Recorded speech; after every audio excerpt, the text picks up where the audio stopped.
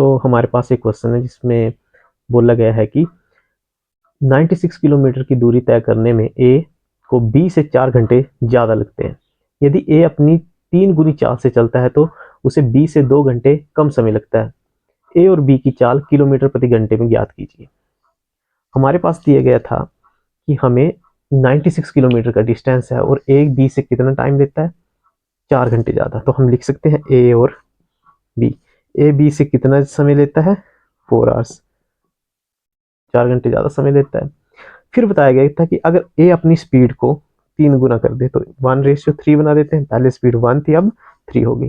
तो हमें पता है कि अगर डिस्टेंस सेम है तो स्पीड, अगर जो भी रेशियो होगी वो स्पीड टाइम की उल्टी हो जाएगी। स्पीड की रेशियो टाइम से उल्टी हो जाएगी। तो ये यहाँ क्या आ जाएगी, 3:1। तो टाइम की रेशियो उल्टी आ गई, 3:1। अब उसको कितना समय लग रहा है, बी से 2 घंटे कम समय लग रहे हैं। तो मतलब यहाँ 2 आवर्स कम समय लेगा। पहले 4 घंटे ज़्यादा ले रहा था, अब 2 घंटे कम ले रहा है। तो टोटल उसका कितना का गैप आया, तो टोटल उसका 6 आवर्स का गैप आया। गैप 6 आवर्स का है टाइम में, तो यहाँ टाइम में कितने का गैप है, यहाँ 2 का गैप है। अगर यहाँ 2 का गैप है तो यहाँ 2 की वैल्यू 6 आवर्स के बराबर आ गई और एक की वैल्यू 3 आवर्स के बराबर आ गई। एक की वैल्यू 3 आवर्स है तो हमें 3 की वैल्यू मिल जाएगी। तो 3 की वैल्यू कितनी आ जाएगी, 9 आवर्स। 3 की वैल्यू हमारी 9 आवर्स आ गई। हमें स्पीड निकालनी है ए और बी की। स्पीड ए और बी की कैसे निकलेगी, हमें पता है स्पीड डिस्टेंस, स्पीड निकालने के लिए फॉर्मूला होता है डिस्टेंस अपॉन टाइम। तो डिस्टेंस 96 किलोमीटर का था, हम स्पीड ए की निकाल रहे हैं। तो ए ने कितना टाइम लिया था, 9 आवर्स।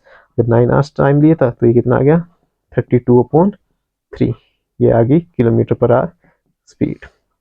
अगर बी की स्पीड निकालनी है तो बी ने कितना टाइम लिया है, 1 की वैल्यू 3 है, तो यहाँ पे कितना आ जाएगा, 3 आवर्स।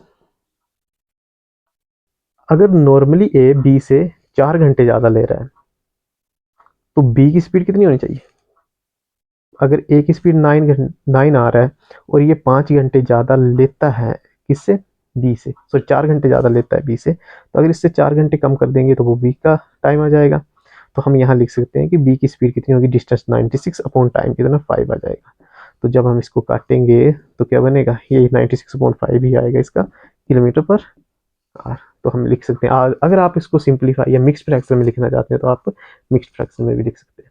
So thank you.